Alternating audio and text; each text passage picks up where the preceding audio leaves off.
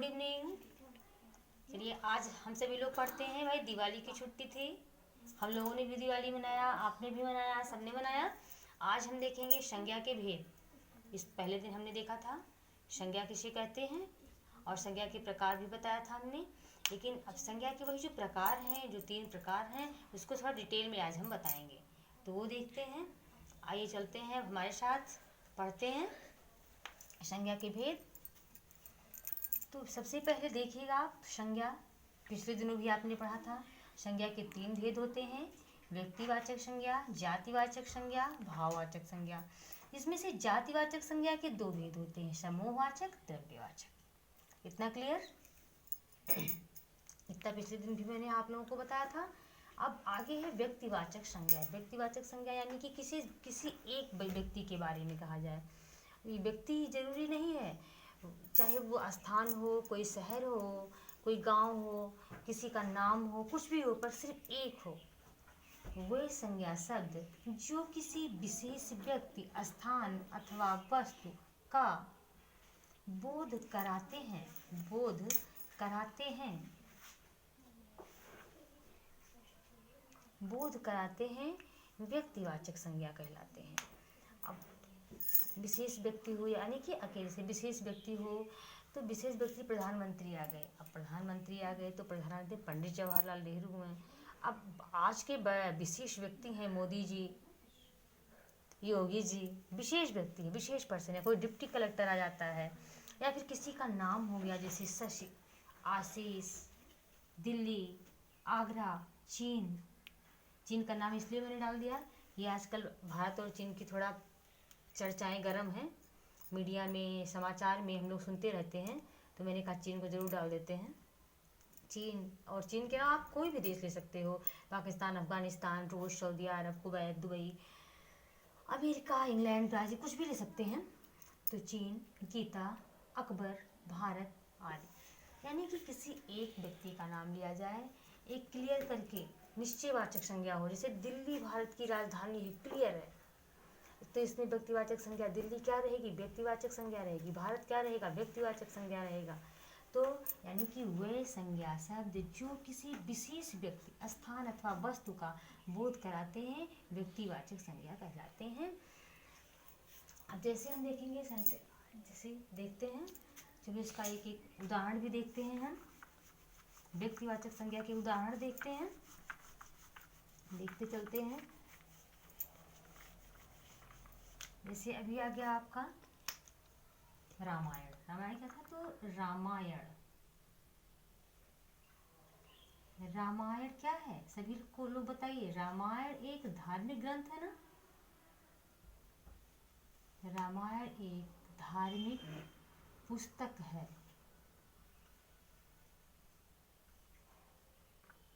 अगर कोई कहे अब इसमें से आपको व्यक्तिवाचक संज्ञा छांटने को कहेगी, तो आप कह देंगे रामायण व्यक्तिवाचक संज्ञा है। दूसरा, मान लीजिए आगरा में ताजमहल है। आगरा में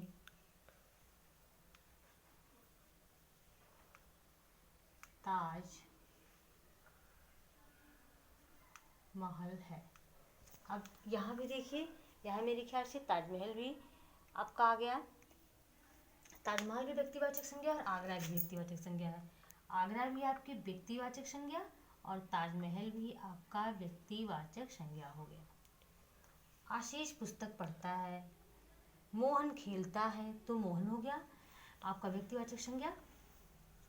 तो व्यक्तिवाचक संज्ञा आप समझ चुके, जहाँ तक मेरा मानना है। अब चलते हैं नंबर 2, जातिवाचक संज्ञा। जाति, अब जाति शब्द से ही आपको पता चल रहा होगा कि जब हम किसी जाति विशेष का बोध कराते हो, ऐसा शब्द बोले जिसमें किसी जाति का नाम हो, पूरे वर्ग का नाम आता हो, समूह का नाम आता हो, तो वो जातिवाचक संज्ञा है। जैसे वे संज्ञा शब्द जो किसी जाति की समस्त वस्तुओं अथवा प्राणियों का बोध कराते हैं, जातिवाचक संज्ञा कहलाते हैं। अब जैसे यहाँ पे पहला हुआ लड़का। अब लड़का में चाहे वो लड़का पुलिस हो, चाहे वो लड़का डॉक्टर हो, प्रधानमंत्री हो, गरीब का लड़का हो, अमीर का लड़का हो, किसी का भी लड़का हो, पर लड़का है तो किसी का भी लड़का हो, लड़का जाति में वो आ जाएगा। चिकित्सक, चिकित्सक माने डॉक्टर। अब चिकित्सक लिख दिया गया है, चाहे वो होम्योपैथ चिकित्सक हो, चाहे वो एलोपैथ का हो, चाहे वो आयुर्वेद का हो, चाहे हड्डी का हो, चाहे दांत का हो, चाहे हार्ट का स्पेशलिस्ट हो, चाहे किडनी पे कोई भी स्पेशलिस्ट हो, बस चिकित्सक है तो पूरी डॉक्टर जाति का बोध हो जाता है इस शब्द से, यानी कि एक जाति का बोध हो रहा है। अधिवक्ता, अधिवक्ता माने वकील होता है, पूरी वकील जाति का बोध हो गया। अगर हम किसी का नाम लेते हैं, एक वकील का नाम लेते हैं, तब तो व्यक्तिवाचक संज्ञा हो जाएगी। लेकिन जब हम कहते हैं कि अधिवक्ता लोग बैठे हैं, तो यानी वकीलों की जाति बैठी हुई। भाई अधिवक्ता यानी वकील, वकील एक जाति विशेष है। शिक्षक, शिक्षक अध्यापक जो पढ़ाते हैं। अब शिक्षक बैठे हुए हैं, चाहे वो लेडीज शिक्षक हो, चाहे वो जेंट्स शिक्षक हैं। शिक्षक अध्यापकों की प्रजाति के बारे में कहा गया। नगर, अब नगर चाहे जो हो, नगर में आ गया, लेकिन जब उसका नाम लिया जाएगा तो एक एक नगर अलग अलग रहेगा। गाँव, अब बहुत सारे गांव होते हैं, तो गांव और नगर, नगर एक जाति है शहरों की, और गांव है जो देहात में लोग रहते हैं, कहते हैं गांव वाले लोग। पक्षी, बहुत सारे पक्षी आसमान में उड़ते हैं, कबूतर है, कौवा है, पैरट है। तो नगर, नगर, गांव, पक्षी।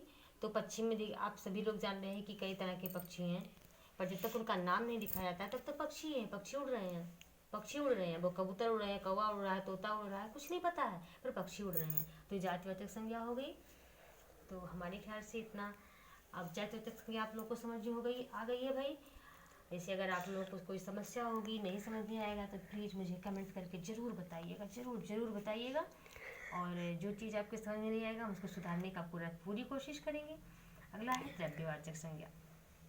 द्रव्यवाचक संज्ञा में वे संज्ञा शब्द जो किसी द्रव्य अथवा पदार्थों का बोध कराते हैं, उन्हें द्रव्यवाचक संज्ञा कहते हैं। पदार्थ यानी कोई भी पदार्थ हो, वस्तु हो। द्रव्य यानी द्रव्य अथवा पदार्थ, आप तो समझ ही रहे हैं, द्रव्य मतलब कोई द्रव वाला पदार्थ हो।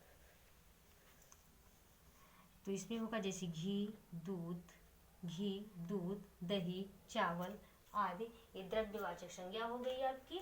और द्रव्यवाचक संज्ञा आगे देखते हैं हम। प्राणी स्थान द्रव्यवाचक संज्ञा है। और द्रव्यवाचक संज्ञा जैसे कि हाँ, जैसे घी, दूध, दही, चावल, प्लेटिनम, चांदी, सोना आदि है। तो जैसे अब आपका एक वाक्य बनाते हैं घी, जैसे कहते हैं बिना घी के रोटी नहीं खाई जाती, यानी बहुत लोग हैं बिना रोटी में घी लगाए नहीं खाते भाई। हमारे बहुत लोग क्या कहते हैं, हमारे घर में दूध दही की नदियाँ बहती हैं, मुझे दाल चावल बहुत पसंद है आदि सेंटेंस हो गया। अब हम आगे चलेंगे समूहवाचक संज्ञा। अभी जान लिए द्रव्यवाचक और समूहवाचक क्या है, ये दोनों जातिवाचक संज्ञा के भेद हैं। ऊपर देखिए आप सभी लोगों को, यहाँ पे आप सभी लोगों को संज्ञा के भेद दिख रहा होगा कि जातिवाचक के दो पार्ट है, समूहवाचक, द्रव्यवाचक। तो उसी के पार्ट, जातिवाचक के पार्ट चल रहे हैं।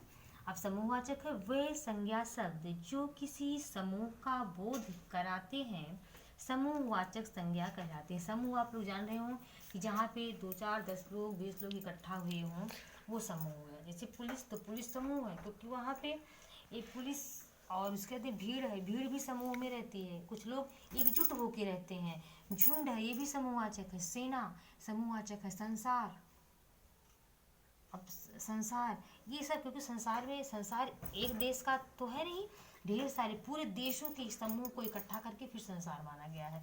तो ये वाक्य अगर कहीं आते हैं तो आप जान लीजिए कि समूहवाचक संज्ञा है। जैसे लोगों ने भीड़ इकट्ठी की, या चौराहे पर भीड़ जमा है, पशुओं का झुंड, चौराहे पर भीड़ इकट्ठी है, पशुओं का झुंड चल रहा है,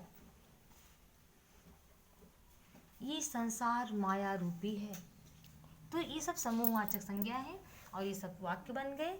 अब हम आगे, हमारा एक वाक्य और बच रहा है, एक संज्ञा भाववाचक संज्ञा। अब देखते हैं भाववाचक संज्ञा। भाव से ही पता है कि हमारे हाव भाव का प्रदर्शन होना चाहिए इस संज्ञा में। तो वे संज्ञा शब्द जो किसी अवस्था अथवा भाव का बोध कराते हैं, भाववाचक संज्ञा कहलाते हैं। जैसे हो आ गया इसमें, जैसे है क्रोध, प्रसन्नता,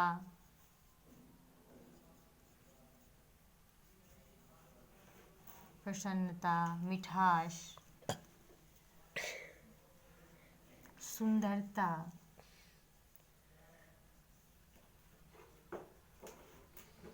आदि आदि। यानी कि भाव प्रकट होता हो, भाव प्रकट होता हो किसी, जैसे यहाँ क्रोध है, ऐसे थोड़ी देर के लिए अगर हम सेंटेंस बनाते हैं कि परशुराम बहुत बड़े क्रोधी ऋषि थे, परशुराम बड़े क्रोधी थे, तो परशुराम को तो हम देख रहे हैं, भाव हम छू नहीं सकते। सबसे मेन बात आप जान लीजिए कि भाव को हम कभी छू नहीं सकते हैं, भाव का हमको सिर्फ एहसास होता है। एक सुंदर स्त्री को तो हम देख सकते हैं, जैसे क्रोध है, चलिए जब यहीं से आपको हम एग्जाम्पल देते हैं, क्रोध। अब परशुराम एक क्रोधी व्यक्ति थे, तो परशुराम को तो हमने देखा, पर उनके क्रोध को कहाँ देखा मैंने, क्रोध को देखा पर महसूस किया मैंने, क्रोध को उनकी महसूस किया है मैंने, छू के नहीं देखा है। प्रसन्नता, वो व्यक्ति बहुत प्रसन्न है, मान लीजिए मोहन बहुत प्रसन्न है, तो मोहन प्रसन्न है, मोहन को तो हम देख रहे हैं, हंस रहा है, देख रहे हैं, लेकिन हम प्रसन्नता को नहीं देख रहे हैं, प्रसन्नता का सिर्फ हमको अनुभव हो रहा है। भोजन में मिठास है, भोजन हम देख रहे हैं, पर उसकी मिठास कितनी है ये थोड़ी ना देख रहे हैं, इतनी मिठास है, कितनी मिठास है, इतना है, कितना है, मिठास की क्षमता नहीं देख रहे हैं, बस हम भोजन देख रहे हैं। सुंदरता, सुंदरता है, अब जान लीजिए कोई स्त्री हम देखते हैं, एक सुंदर स्त्री देखते हैं, उसकी बाहरी सुंदरता को देखते हैं, पर उसकी अंदर की सुंदरता को हम नहीं देखते हैं। बहुत लोग कहते हैं बहुत अच्छी स्त्री है, बड़ी सुंदर स्त्री है, लेकिन आप देखते होंगे बहुत लोगों को, तो सुंदर स्त्री लोग कह देते हैं, उसका व्यवहार भी सुंदर हो सकता है, उसकी आंखें भी सुंदर हो सकती है, उसके दांत बड़े सुंदर हो सकते हैं। यानी कि सुंदरता, सुंदरता आप देखते हो लेकिन उसे छू नहीं सकते हो। औरत है, स्त्री को छुआ आपने, स्त्री जात बड़ी महान होती है, महानता को तो आपने छुआ नहीं, स्त्री को देखा है, स्त्री को देखा आपने, महानता को महसूस किया है, महानता को छुआ नहीं है, महानता को सिर्फ आपने क्या किया, महसूस किया है। तो एक आप ये भी लिखेंगे, जैसे कि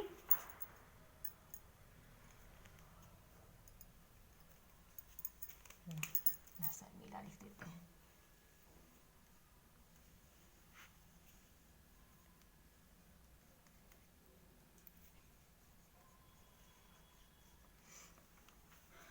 महानता को हमने महसूस किया।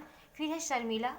अब शर्मिला, जैसे कहते हैं कि शीला बहुत शर्मीली लड़की है, शीला को तो मैंने देखा है, शीला को हम छू के भी देख सकते हैं, हाँ ये शीला है, पर शर्मीली लड़की है, या वो बड़ा शर्मिला बच्चा है, ये हम देखते नहीं हैं, ये हम महसूस करते हैं। यानी कि भाववाचक संज्ञा की को हम महसूस करते हैं, भाव को हम महसूस करते हैं, हंसना, बोलना, चलना, उठना, बैठना, खेलना, इन सबको हम महसूस करते हैं। इसकी ये कौन सी कैटेगरी है, जबकि हम देखते नहीं, हम तो देखते हैं व्यक्ति को।